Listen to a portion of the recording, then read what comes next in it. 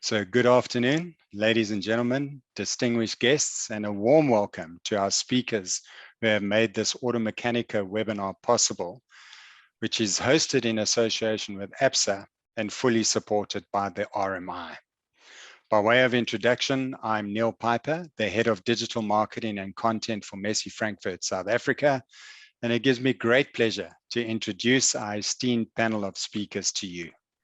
First up, we got Tommy Letzualo. Tommy is the Business Development Manager in the Wholesale Retail and Franchise team responsible for the automotive sector, focusing on dealerships, automotive aftermarket, and fuel sectors at APSA. He is responsible for the development and implementation of APSA's automotive strategy. Welcome, Tommy. Next up, I'm pleased to welcome Andrew Marsh, Auto Industry Consulting. For 20 years, Andrew has worked inside vehicle manufacturers covering design, development, and project management. The majority of the time was spent working across Europe, including a stint living in Sweden. Lucky Andrew. In 2004, Andrew joined Thatchcam Research, the Motor Insurance Repair Research Center. And by 2007, Andrew added to this role by looking after e-scribe methods and times production for 3 years, which resulted in dramatic increase in data output volume as well as quality. In 2011, Andrew became a founder member of Auto Industry Consulting, which launched its key product Easy Methods in 2012 and now covers 993 models, where a model covers all related body shapes. Andrew is a regular on webinars and conferences around the world. So Andrew, we're very thrilled to have you on board today, and it's an honor to welcome you. Ati Serfontein is the next speaker that I need to introduce. Ati is the National Director, Automotive Remanufacturers Association, the ARA. He's got a passion for motoring matters, and Ati started his career with the RMI, the Retail Motor Industry Organization, in 2014 as a consumer affairs specialist. Years passed and he was appointed in 2017 as the National Associational Director for the Engine Remanufacturers Association, the ERA, the South African Diesel Fuel Injection Association, SAFDIA, and the Automotive Components Remanufacturers Association, ACRA. The aforementioned associations have subsequently all amalgamated in the last quarter of 2019 because there's such a close collaboration between one another, and it all went under one umbrella, one new brand name called the Automotive Remanufacturers Association, the ARA. And currently he heads the ARA up as the National Associational Director. Welcome, Ati. Last but not least, we need to welcome Justin Schmidt, the Head of New Sector Development at APSA. He's an experienced leader in the financial services sector with strong analytical and business development skills. He's got over 14 years of rich industry experience, and he has successfully driven innovation and started new focus areas within the organization. Justin heads new sector development in retail and business bank, where manufacturing, transport, and logistics, as well as renewable energy, are focus sectors in his portfolio. He's responsible for those sectors' strategy, customer value proposition, and achieving growth targets that align with the growth sectors linked to the South African economy. Welcome to all of you. It's a pleasure to host you today. Just to set the scene, Automechanika is the world's largest network of international B2B events for the automotive aftermarket, which includes events in over 17 countries. Automechanika launched its webinar series in 2021 with a focus on industry and trade, covering a series of panel discussions on current topics with international key players, associations, and other relevant industry stakeholders. The series has been rolled out in many of the Messi Frankfurt subsidiaries around the world with great interest and international appeal. As we build to hosting Automechanika as a live in-person event at NASREC taking place between the 7th to the 10th of June in this year, 2022. We will host 2 more webinars as the foundation for the event. I would like to acknowledge both APSA and the RMI for their guidance in helping shape the direction of the webinar series. The webinar theme for today is Aftermarket Remanufacturing, Disruption and Evolution. It's quite a narrow theme, but it's a very important theme. And I think now we need to get straight into it and get started. That's enough of me. And first speaker for today, I'd like to welcome Tommy Letzualo, the Automotive Sector Specialist at APSA Bank. Tommy, as always, it's a pleasure to have you on these webinars. Thank you for being here, and over to you. Thanks, Neil, and I'd like to welcome all our guests and our co-panelists on that. I also like to acknowledge RMI and Mr. Frankfurt for always looking for opportunities on how we can be closer, once to customers, but then to the industry, for us to share knowledge and for us to exchange knowledge on that. And this topic that we are talking about today, I think it's one of those key topics that came at the right time for us, one as a country, for us as a financial institution. I mean, currently with everything that's happening in the globe, we as a country, we are vulnerable to supply disruptions. We've been having that for the last 2 years, but then now it's very clear that there are disruptions, and we might experience shortages of palladium and platinum for catalyst converters, and cobalt that is really key also in terms of batteries and electric vehicle on that. So for us, remanufacturing, we have a view, and we've taken a view that this can boost resource efficiency and circulation of raw material and reduce environmental impact on that. Because everything that we do, we need to make sure that we still leave our country and people around it in a much more better places. We've seen over the years, and it's not a new phenomenon, 3D printing is also very critical and crucial in the automotive industry, as this disrupt traditional part manufacturing and allow further customization of part for the end users on that. We've seen that happening, and with all the disruptions and for people waiting for parts, this has given us an opportunity as an industry to see how we'll be able to use things like 3D printing, and how do we remanufacture products on that. And remanufacturing also can maintain the value of products in the economy and create much needed jobs and skills in the country to decrease the dependencies that we have seen recently, and will be able to manage that.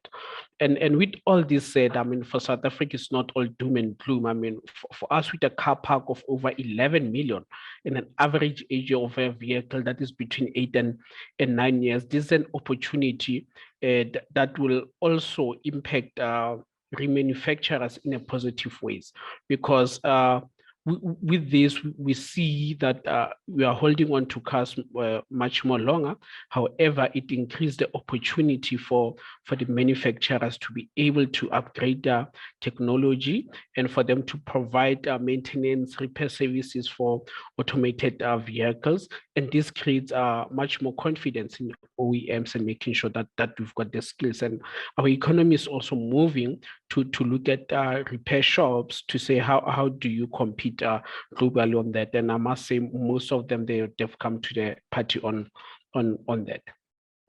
So again, another factor in manufacturing, more specifically, tooling and design process are greatly simplified with remanufacturing, while new material shapes, more functional products and application constantly emerge, but more efficient processing methods are able to reduce their manufacturing and logistic time and cost, which for all of us, I think time and cost is very important in the economy that we're doing. And this also has a significant economic and financial benefit that can be spread along the entire value chain. So with that, our view from sector point of view is that the future of aftermarket remanufacturing looks actually bright and promising, as the new and used vehicles are required to be upgraded. upgraded, repaired, serviced, and more vehicles are going to go through the aftermarket, and this also translate to projected profits that will be coming in, and for us it's just to make sure that everyone within the value chain is connected, and we are able to solution and share the cost and benefit across the value chain. So Neil, without wasting further time, I just want to hand over to you so that we can have an engagement, and also I'd like to encourage guys to post questions so that we can have engagement and see how we take automotive further on that. Thanks, and thanks for the opportunity for joining us. Tommy, thank you so much. What a great way to get stuck into the topic, and it's a good way to tee you up, Andrew, as our next speaker. So just again, as Tommy mentioned, if you guys have any questions that you'd like to pose, please put them in the Q&A tab at the bottom of your screen. We will be getting to the questions at the end of the session. So please feel free to get your questions in. We'll try and address them all. So Andrew, you're going to be talking about making cash from chaos. I can't wait to hear what you put together for us. And on that note, over to you. So thank you, Tommy, and to Neil, and to our fellow hosts, to thank you for coming along, and thank you to ABSA and to the RMI as well for tolerating a foreigner broadcasting from the other hemisphere to South Africa. So welcome. I am going to just share the screen and then we can get going. And bear with me a moment. I'm just going to go into here. Okay, there we go. Okay, so I've retitled this as The Great Divide because this is the key. The real part about making money out of the chaos is that we have to look to how we can take opportunities because of additional complexity. So to begin to decode that, we're going to talk about a number of aspects on the vehicle, but I take Toyota Corolla Cross, which has just gone into production in South Africa. And the big news that comes out of this is it's using a global architecture, and we're seeing a lot of high-strength steel alloys in the body. So whereas for almost 15 years, we've been able to single out particular areas of the body for the reinforcements, for the ultra high strength steels. You could see some figures up to 1,500 megapascal yield strength scattered around this shell. The truth is this is migrating towards the rear of the vehicle and into more and more of the structures. So there is a revolution underway. There's a third generation of steel alloys that will allow ultra high strength parts to be pressed cold, not necessarily press hardened from orange heat. So the manufacturing is getting easier, and that's reflected in the increased proportion of these ultra high strength materials buried beneath the skin, which are already increasing past 30% of the body weight. And the reasons, well, we have a mixture of lobby group and government rules from North America, from Europe, and also from Japan and South Korea. And this has combined to demand better side protection. Of course, the world is focused completely on electrification, and in side impact, that means that whereas in the past you could manage the movement of the occupants within the vehicle as intrusion took place, now that is less so. There's less structure to crush, and that's why we start to see side airbags in the middle of the car as well as on the outside. So there's a lot of changes going on, if you will, in the conventional world. So let's look at something, now a headline. I know that iX is going to be for very few people like Teslas and other electrified or pure electric vehicles.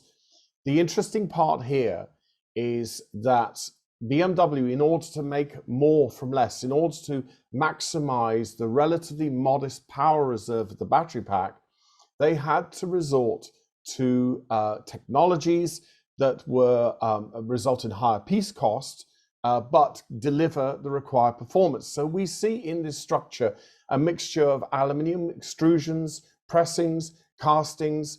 We see carbon fiber selectively used in the structure as well. We're even seeing on the rear quarter inner mild steel.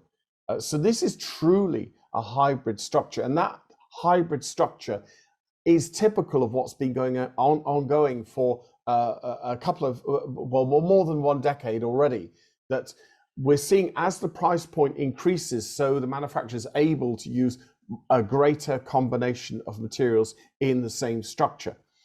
The reason why I'm showing you this is that where a manufacturer essentially wants to use the same architecture for rest of world and for, frankly, mad areas like Europe that think we're going to be electric only by 2030, they want to make the same structure work for all scenarios around the world. So a dedicated structure like this is in a different place because it simply isn't a global product. It can be offered around the world, but we know in South Africa that it's quite a miracle to get enough electricity to power our homes and businesses, let alone to power our cars. So this is a typical evolution of structure for a low investment program where it's a relatively small production run, but it also reflects the kind of complexity in terms of material joining as well. And the bottom line is, if you compare in the BMW family, the iX, which is an SUV, with the i4, which is an pure electric version of the 4 Series Grand Coupe, you will see that the iX is demonstrably bigger, and whilst the battery packs are different, they have similar capacities. They use the same motors, and so this is where we're seeing crossover between pure electric adapted into a structure which is serving internal combustion engine and electric, as well as a pure electric architecture. So following on from that, just to show you in the top right-hand picture, you will see the rear of the i4 and the iX to give you an idea of just how much bigger the car is. And the telltales, the difficulties that we're having in Europe with these electrified vehicles, the unladen weight typically increases between 400 and 600 kilos because of the battery pack and associated gear. So whilst there are weight savings, there is an overall weight gain compared with an internal combustion engine powertrain. So you can see here in this specific vehicle, the battery weight is 507 kilos for the smaller battery, 656 kilos for the bigger battery due this year. This frankly is crazy for us because the electric infrastructure is not really in place. The charging structure doesn't really work, except with the exception of Tesla. Tesla's recharger network does work quite well, but fundamentally we have typical of, or rather, much in the way most Western governments have behaved, particularly Europe. We've taken our eye off the ball. We've allowed energy security to be something that is optional.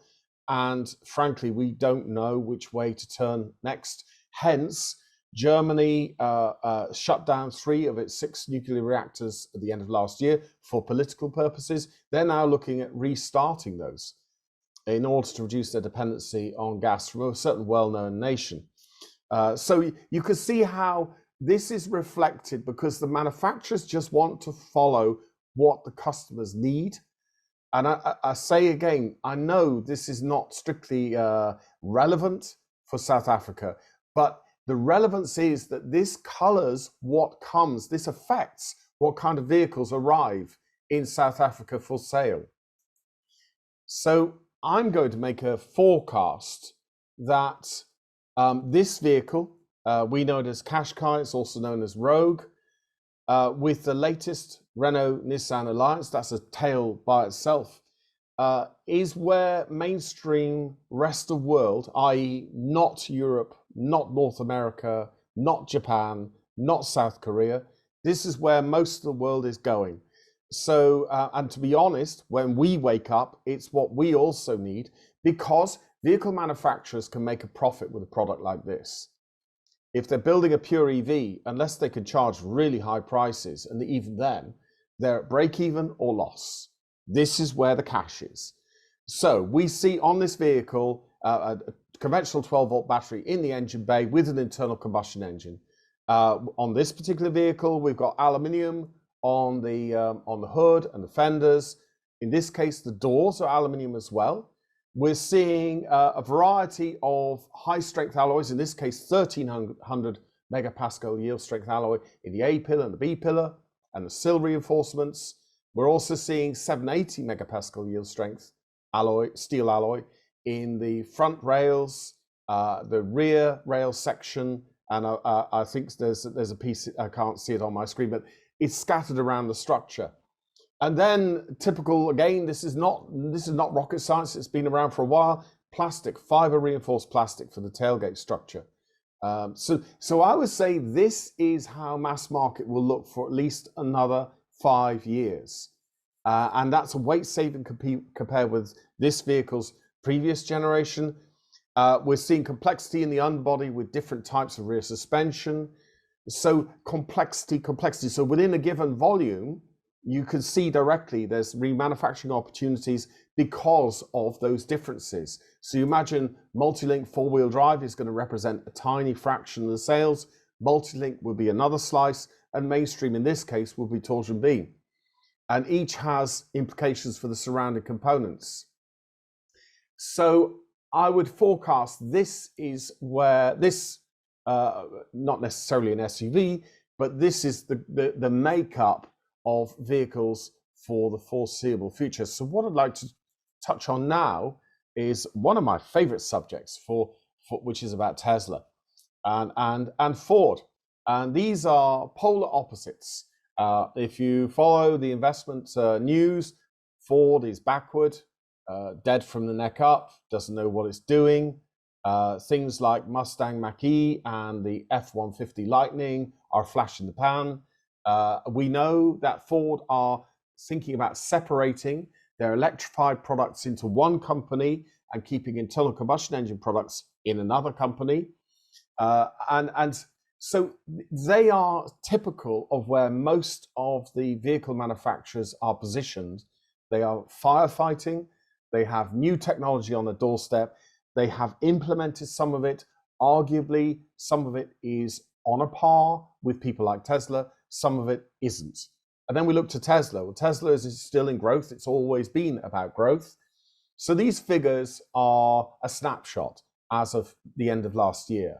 So I've highlighted in color, I think, the interesting numbers. So the fact Ford produced 3.9 million vehicles with 183,000 direct workers, yet Tesla produced just shy of 1 million. We know the capacity, the virtual capacity, the running capacity is 50% higher than that. But they actually built just shy of 1 million vehicles at the end of last year with 99,000 employees. So half the number, or just over half the number of Ford employees building approximately a quarter of the number of vehicles. And that tells an interesting story because Tesla famously, like a lot of startups, has run on cheap money and sentiment and a truly exorbitant share price, which draws in more cheap money and more sentiment.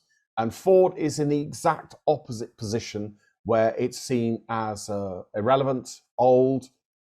You could take the label of Ford off and put Toyota or Nissan or Mercedes. You could put any manufacturer on the left, and there's only a few on the right. So to their credit, Tesla as a startup has come from nothing. They launched in as we now know, a familiar Tesla way in 2008 before really getting into their stride in 2010. And they, in some ways, they've not looked back since as a car manufacturing company. So I say this, we should be following the money. And the reason for that is the volume of circa 80 to 90 million vehicles built each year is still predominantly with the established OEMs, established vehicle manufacturers. And we have to be careful and pay attention to that. And that's where most people are buying their product. I can't honestly see, much as investors are positioning, that Tesla would ever reach 20 million units a year output. When we look to companies that have achieved that kind of domination in the past, normally they break themselves in the process and then quickly recede. And you can see that when the manufacturers, the conventional manufacturers, jockey with who is the biggest manufacturer in a single year. And sure enough, just after that, they get to that point, something drops out of the woodwork because the whole organization has had to run so hard, so fast, for so long, things start to go wrong. So I think the idea of Ford producing 20 million units a year or Tesla is probably not going to happen. But I do say that electrification in some areas through policy probably will dominate. Europe is a prime choice, North America also. But I think for everywhere else, and when we think in particular, South Africa is a major manufacturing hub, that the vehicles that are manufactured in South Africa are going to be mainly internal combustion engine powered, possibly with an onboard battery, in other words, self-charging hybrid. But that would be more or less it for at least another decade. So you can see across the world, the auto industry is more or less having to choose one of two paths. It's finding it increasingly difficult to serve the whole market in an efficient way.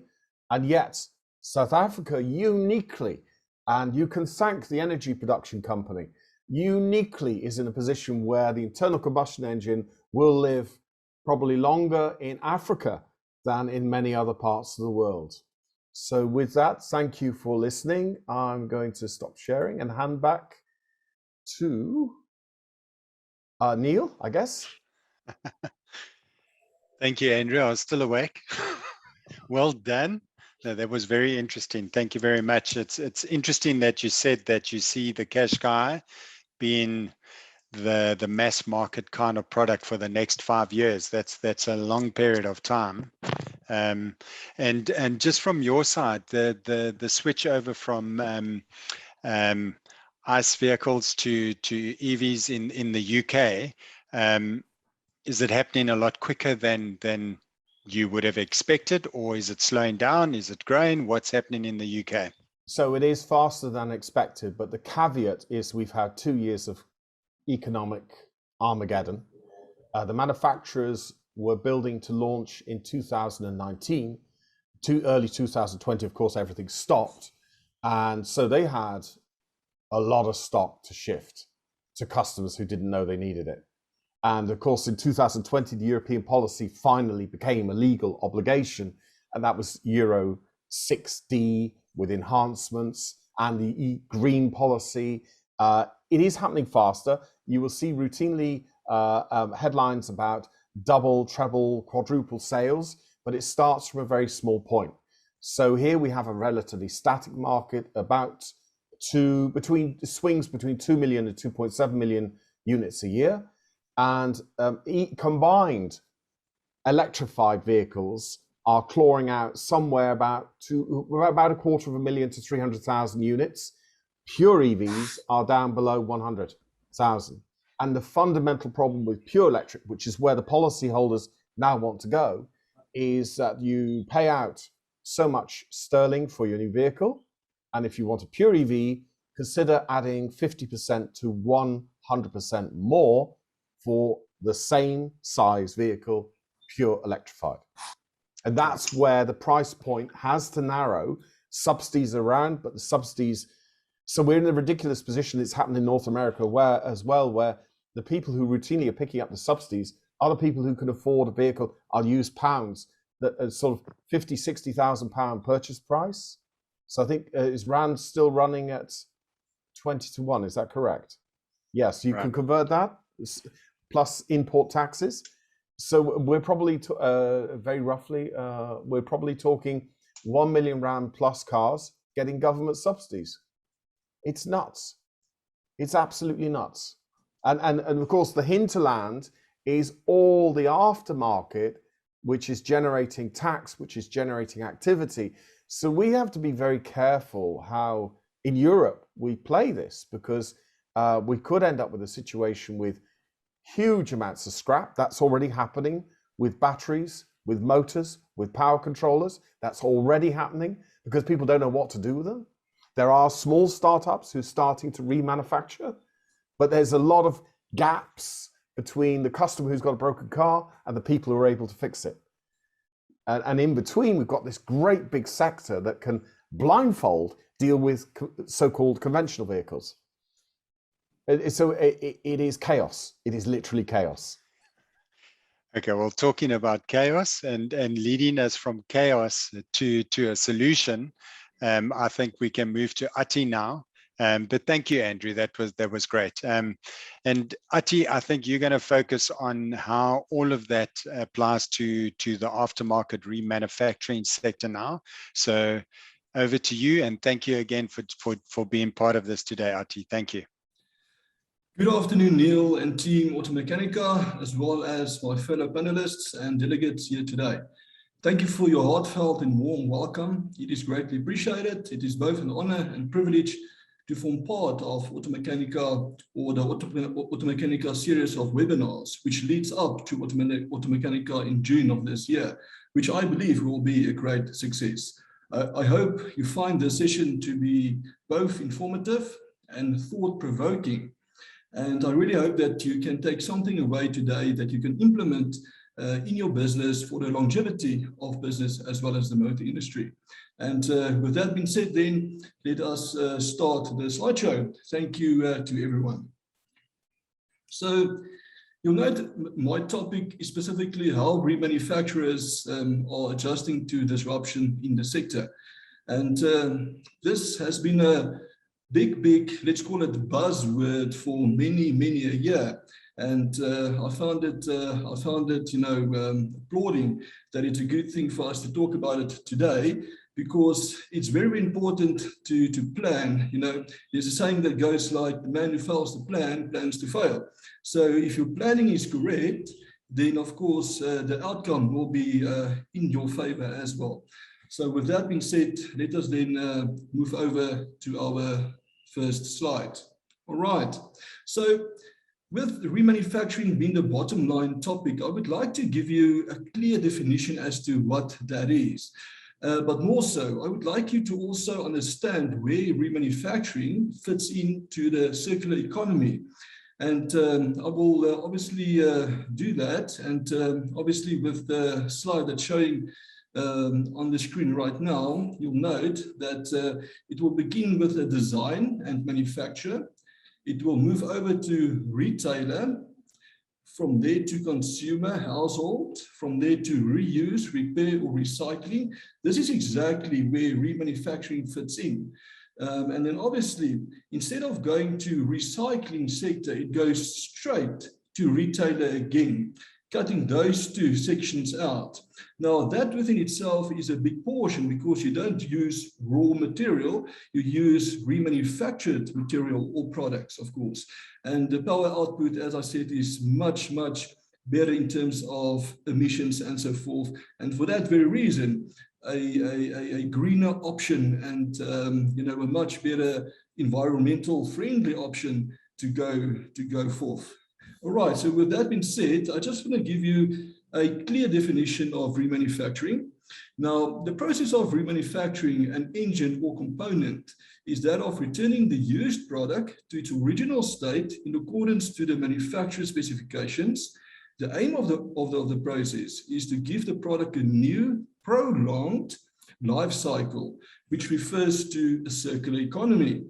Now, remanufacturing, which is also called reman, and you may call that workshop jargon, and that is also a branch within the automotive aftermarket that is closely linked to the circular economy in terms of waste management, and ultimately contributes to a healthy ecosystem. Now, with that being said, let us move over then to the next slide.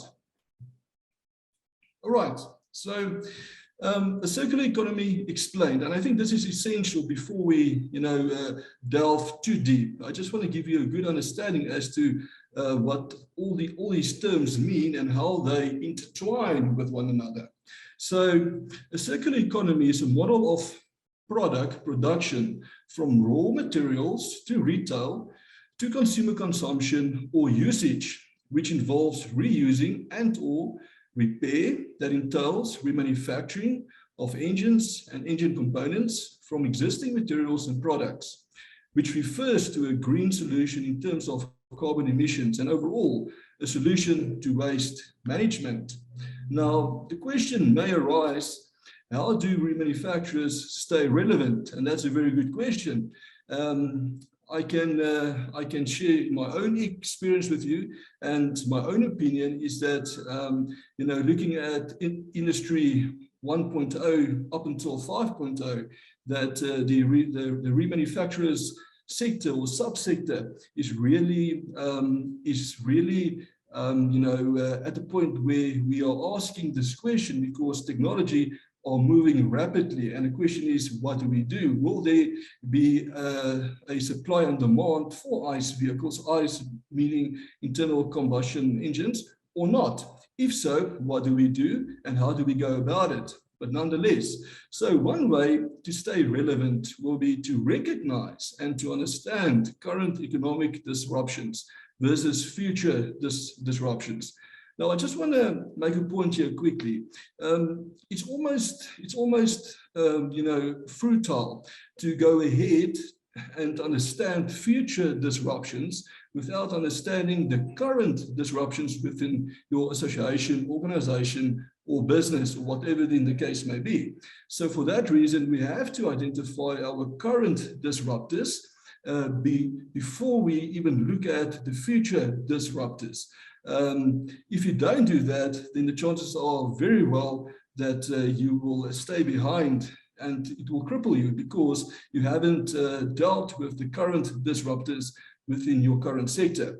Now, with that being said, let's first have a look at the current economic disruptions within the remanufacturing space by way of a SWOT analysis. Now, a SWOT analysis, as many of you would know, is really a very good tool, to use in business. You can use it, by yearly, you can use it quarterly as well. All depend on how young your business is, but more so, if you want to find exactly where you are currently positioned within market, a SWOT analysis is a very good tool to use. Now, obviously, with that being said, if I can just give you some explanation around a SWOT analysis, the S will stand for strength, the W for weakness, the O for opportunity, and the T for threat. Now, obviously, let me take you to the next slide quickly.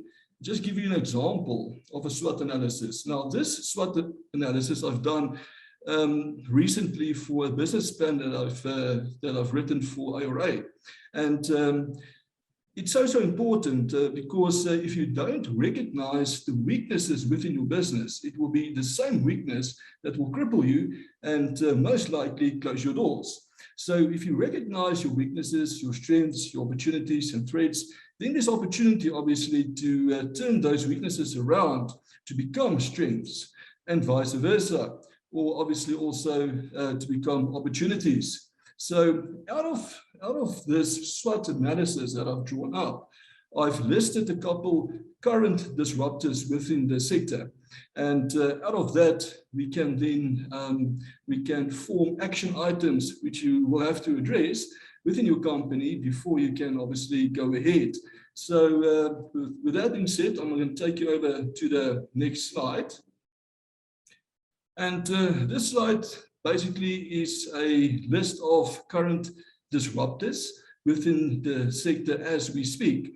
Now, there's really a bucket load, but I've highlighted only 3, which is really a grave concern and continue to be a grave concern, and obviously continue from our side, RMI, that we are working hard on these aspects. We do lobby government on high level as well, and we do engage stakeholder and we do engage state organs as well to make sure that where need be, legislation will have to be amended. Now, the one disruptor that's been around for many years within the Reman world, or the Reman fraternity, if I can call it that, is the importation of substandard engines, components, and parts. And also good to say that you know, the RMI do have stakeholder relations with each and every you know, body corporate, so to speak, within the motor industry, each and every authority within the motor industry to address these kind of concerns.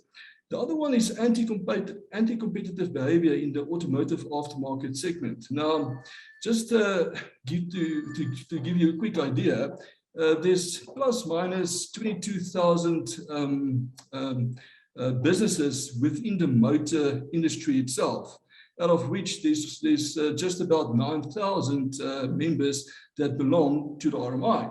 Now, those members obviously comply to a certain extent to the laws of the land. Now, there's also then companies, and I'm not saying that the rest who's not with the RMI doesn't comply, but the fact is that there's a number of businesses who doesn't comply. And because of that, you know, there isn't a need for any overheads. And for that reason, price cutting then happens. Obviously, that is against the law. You can't do that. And we will obviously step in, and we will make sure that the necessary is then done. And then the other point I would like to emphasize here is rapid changes in technology. Now, I'm not going to delve too deep into that now, because I think that's one of the reasons why we are here today. So just to give you an idea as to what is the current disruptors within industry today. All right, and then on that point, we're going to move along. Okay, now let's look at the future economic disruptors within the remanufacturing space. I think we understand now what is the current. We need to also now understand what is the future. And once you have a good idea of current or future, then with that information, you can move forward to implement action plans, obviously, for your business in terms of longevity and so forth. What I want to mention here as well is that the understanding of historical industrial revolutions, referring to industry 1.0 to 4.0, one can position oneself best to stay current. Now, industrial revolutions have historically served to separate man's work from machine's work. And since then, operations have developed rapidly. We have undergone 3 industrial revolutions, find ourselves in the midst of a 4th, and already transitioning to the 5th. Can you believe that? It's happening so quick. So that's what I'm saying, ladies and gentlemen. If you were to jump onto the bandwagon, it should have been yesterday. So nonetheless, I want to give you just a quick overview of the progress manufacturing practices have made, and a look at what the future might hold for the remanufacturing business in South Africa. Well, not only in South Africa, but I would say globally today. And that, ladies and gentlemen, is Industry 1.0. And that essentially is the beginning, or was the beginning of steam engines, and helped the birth of the first industrial revolution. I just want to draw a distinction line, which I think is very important here. A revolution defines really what or how we do business today. Now, technology never stops. You know, technology will always be current, and it will be evolving each and every day. But when certain technologies do come around or do come about, but it's a game changer, so much so that it will change the way how we do business in various industries and various sectors, then ultimately that is called an industrial revolution. Now, that was the first industrial revolution. Moving over then to the and then I just want to mention that happened in the late 1800s, So no, actually I'm lying. That happened in the late 1700s, which is of course the 18th century. Right, moving along to Industry 2.0, and electricity was the fuel of Industry 2.0, which obviously happened in the 19th century.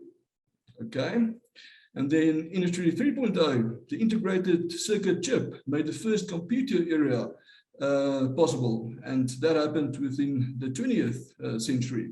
And as we go along, you will recognize and see, what I said earlier. These type of technologies really change the way how we conduct business, not only on a local or regional level, but on a global level. And that's why, again, it's called an industrial revolution. Now, with that being said, we're going to move over then to our next slide, which is Industry 4.0, and that will be very familiar to all of us.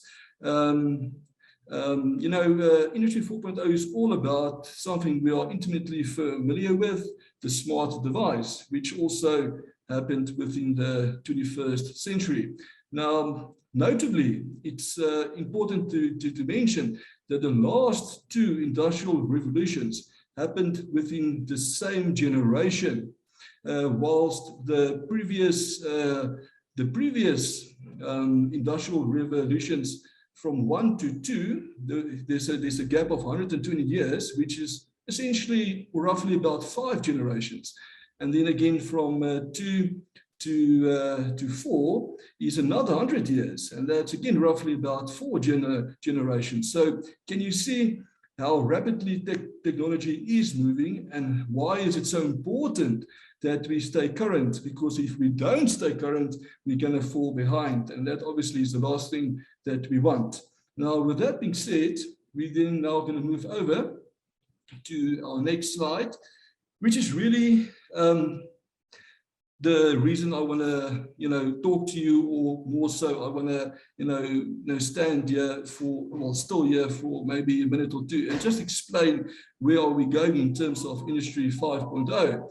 And one of my esteemed colleagues used to say, or we actually still say, that Industry 5.0 is coming, it's here, and it's going to happen, which means, ladies and gentlemen, again, it's already within our midst. It's here, and we have to ready ourselves in terms of technology, obviously looking at business models and so forth, to ensure that we stay current, again, so that we don't fall behind. All right. Now, with Industry 5.0, we'll see much more advanced collaborative interactions between humans, machines, processes, and systems for maximum performance optimization. Now, there's a couple of examples which I would like to share with you of Industry 5.0, and it's really, I would say, a transitioning phase from 4.0 to 5.0. You will find that most of these, or a lot of these technologies already, surfaced during 4.0, but are now in full swing during 5.0. And that will be web-based video. And if I mention Netflix, I think that speaks for itself. And moving along, we are looking at ride-sharing services. Now, this means that 2 or 3 or 4 or 5 people can own one vehicle.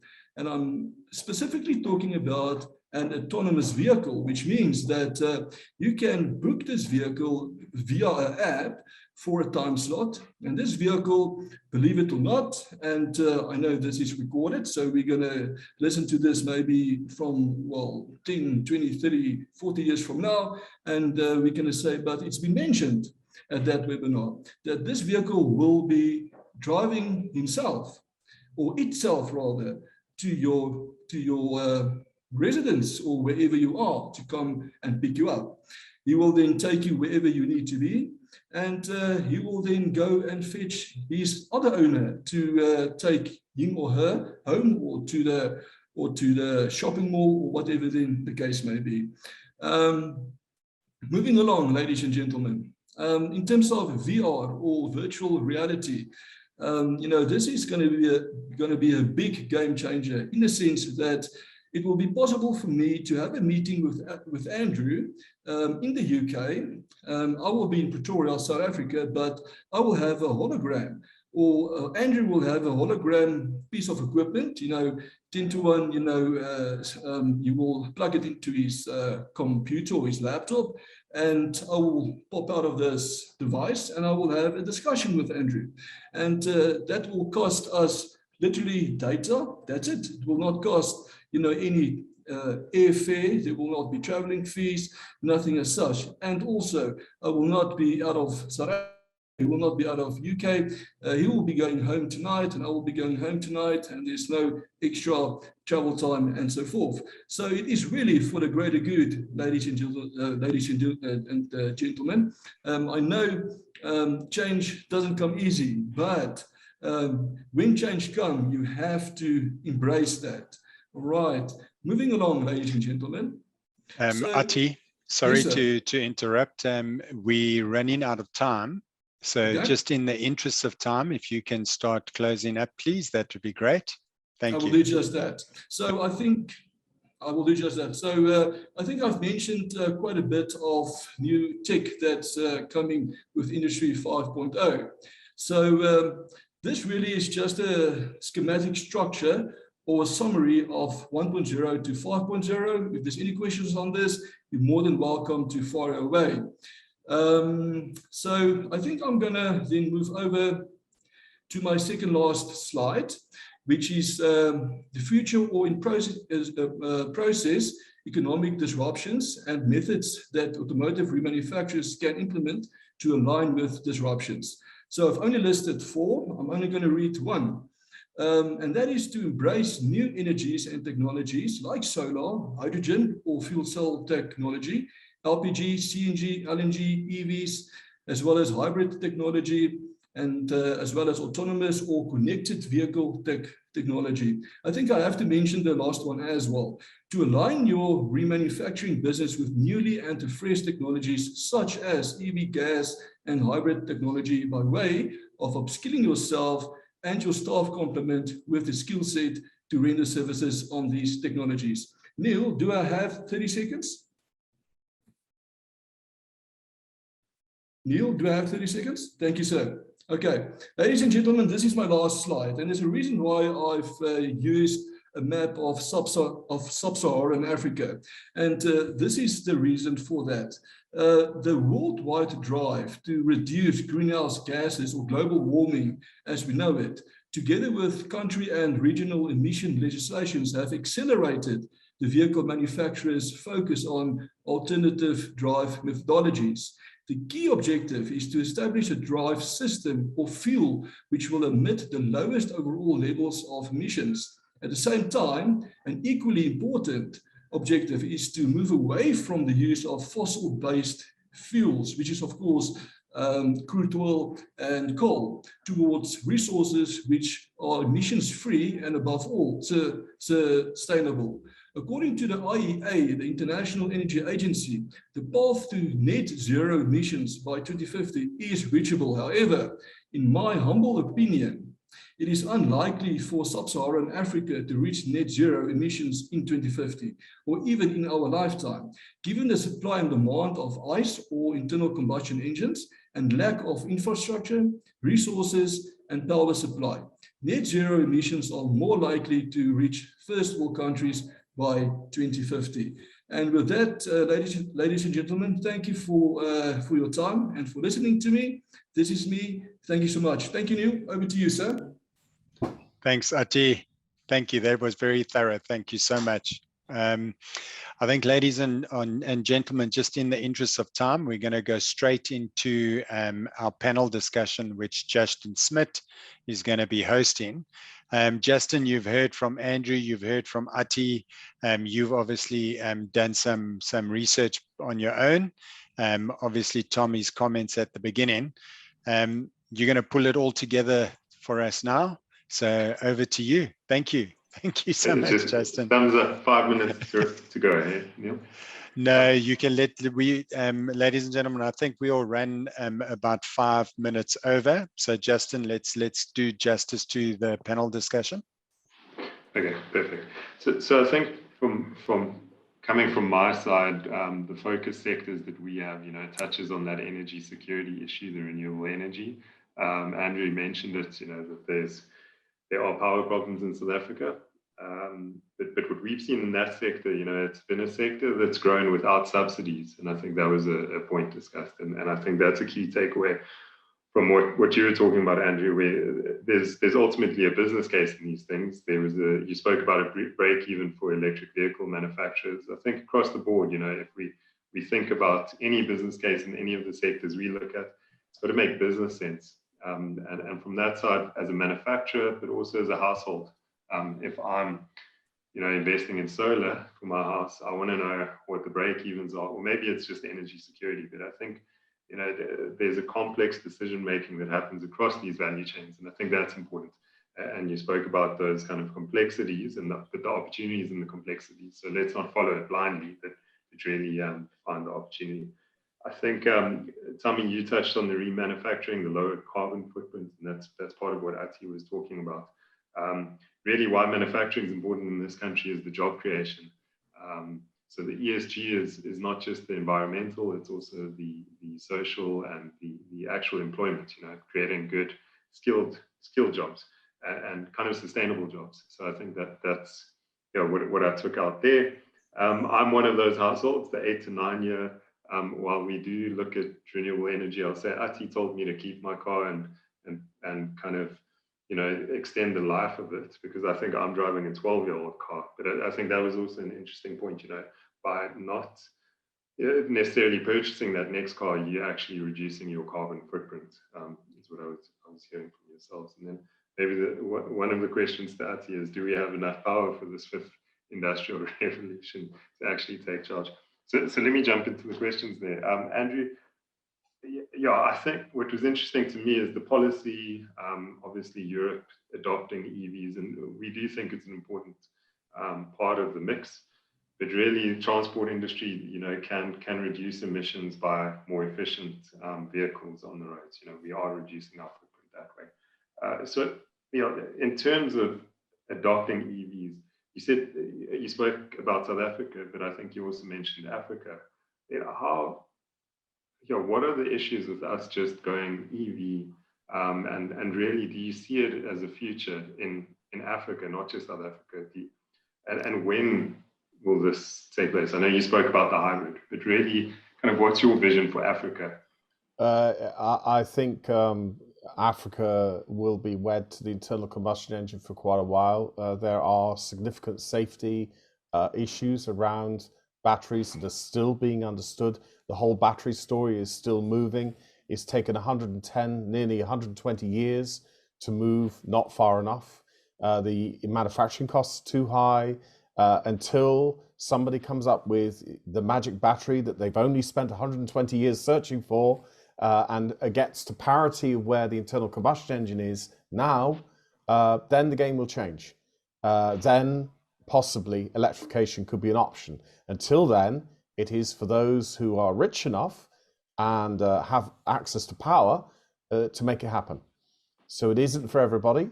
Here the frustration is we look at wasted money, huge opportunities. Manufacturers effectively are doing double production, double model design and development processes in order to keep up with legislators who never, ever own the problems.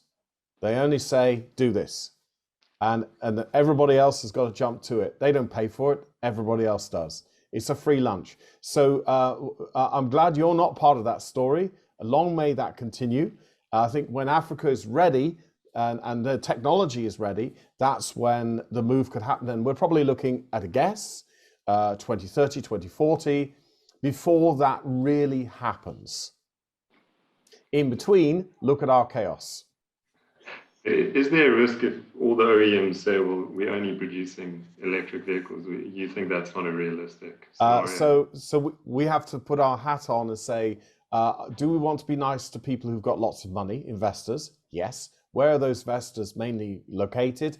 In countries where they get worked up about this issue. So any manufacturer who says, I don't care, they could say goodbye to investment. So look at the statements carefully, and you will see that, for example, Volvo said all electric, yeah, in Europe, in North America, in key markets, not around the world. They know it's suicide to do it around the world because most of the world doesn't care. And the market outside of those hotspots is not small. And when you look to China, China is the dominant electric vehicle producer. It has the biggest EV market. It has the biggest vehicle market, full stop. But it also has a heck of a market for internal combustion engine vehicles as well. So that's what I'm saying is that real world. So honestly, if I could make a wish, it's that Africa as a whole is able to find ways to produce hydrocarbon fuels in a way that will allow modern emission control systems to work with it. And that means lower sulfur, it means higher grade fuels. And that is an interesting route for Africa. I think the transition for Africa is inherently longer to electrification. And in between is how on earth do all the countries keep their economies moving? And that is using existing technology, possibly with small additions like hybrid and plug-in electric hybrid, perhaps. And that goes from car through truck to bus. It's the whole picture. Land transport. Thank you. Pity we've got so little time to carry on, because I think there's a lot of follow-ups there. But Ati, I think that talks then to you spoke about circular economy. We know for manufacturers, if you're manufacturing electric goods or batteries, you have to kind of look cradle to grave, and what are you doing with that good? So in terms of this industry, I mean, why is circular economy important for South African economy and the motor industry? Well, Justin, thank you for that question. I think it's a very question, a very good question. We as a whole of South Africa need to get a handle on waste generation. And the only way that we can do that is with a working circular economy. Now, there's a couple of points that I have written down. Now, it, for one, protects the environment by way of reducing CO2 emissions and reduces waste generation. Furthermore, it benefits the local economy. It encourages production models based on the reuse of waste as raw material. And then it drives employment growth. Higher economic growth equals more employment. And lastly, it promotes resource independence, less dependence on imported raw materials. So in essence, a working circular economy, Justin, is really, a reflection of a healthy ecosystem. Could I just add quickly, Yeah. Justin, to Ati and to Justin, there's an important point here.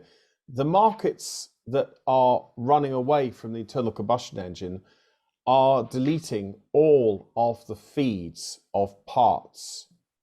So manufacturers who traditionally supply engine production lines switched off all design and development in the past 2 years.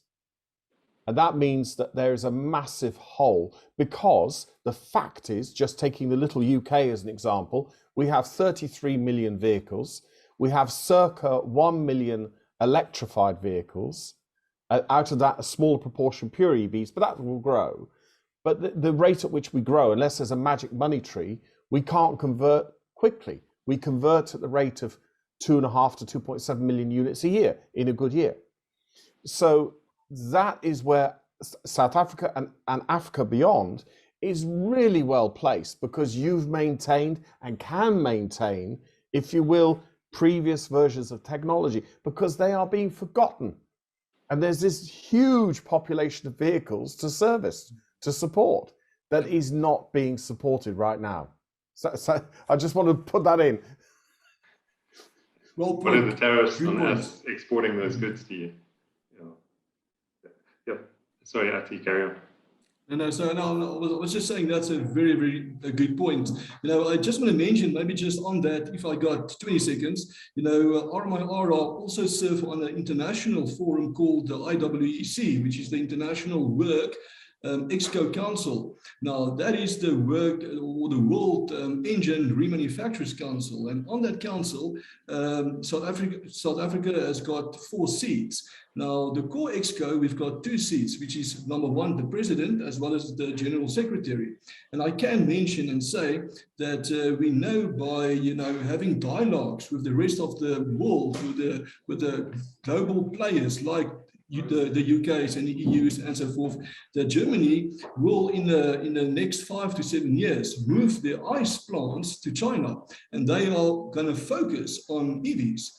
So they are much, I would say, in a sense, taking the lead, because structurally, or the infrastructure is at this point in time perfectly positioned. They can do it, and that's the way that they're going to go. But back in South Africa or sub-Saharan Africa, that's still going to take a couple of decades or so. So I do agree with both Tommy, Andrew. Obviously, what they've said earlier in terms of hybrid vehicles. I do think, at the most, South Africa will see hybrid vehicles, a EV vehicle, as well as an ICE vehicle. Yes. I think, Tommy, from your side, then looking at the repairs market, this is less worrying than what we could see, where a lot of EVs means less repairs and those sorts of things. But from your perspective, I mean, you spoke about the opportunities of remanufacturing and enabling aftermarket. What's your kind of, to close us out, the short-term view and medium-term? Okay, now thanks for that. So for me, I think, like I've said, the opportunity is there. Whether we've got EVs or not, then the opportunity will lie on how fast we are able to retool and be able to use products like 3Ds to make sure that we've got products. And looking at our car park, and for you with a 12-year-old car, I mean, it doesn't matter where the part will be coming from, we'll be able to manufacture it here. And that will be one of those key things that will differentiate South Africa in my mind, because we are a savvy sort of country, but then the manufacturing, I think now is the right time for us, and using automotive as that stepping stone to start reworking, doing parts, and stop depending on other countries to a point. Thanks on that. Perfect. Thanks everyone. I think we've run out of time, but as Ati said, look at the current disruptors. Where are we as an industry? I think these new innovations are exciting, and we will kind of have a different economic and energy and motor vehicle landscape in the coming years, but also be measured, I suppose, in how we view this, and really kind of weigh both up and make the right investment decision, I suppose. So thanks to everyone. This was fascinating, and I hope the audience enjoyed it as well. Thank you so much, Justin, and Tommy, Andrew, Ati, for making this so engaging for all of us today. I think there have been many questions that have been answered. And Andrew and Justin and Ati, I'm sure one of the benefits of these is that the audience can walk away with a little bit more knowledge and a deeper understanding around the challenges and opportunities in the aftermarket remanufacturing space. So just from my side, I think we've managed to do that. So from my side, thank you so much for all your efforts in preparing for today. It's been really good. And then just to all of our delegates there, thank you so much. I'd like to just use this time to thank you for joining this Automechanika webinar in association with Absa Bank. And then please note that we will share the webinar recording with all delegates in due course on the Automechanika website, and we'll also mail it to you guys. So thank you once again, everybody. Enjoy the rest of your day. And to all of our speakers, cheers. That's it. You can go relax now. Thank you so much. Cheers, everybody. Take care. Have a good one. Bye. Bye.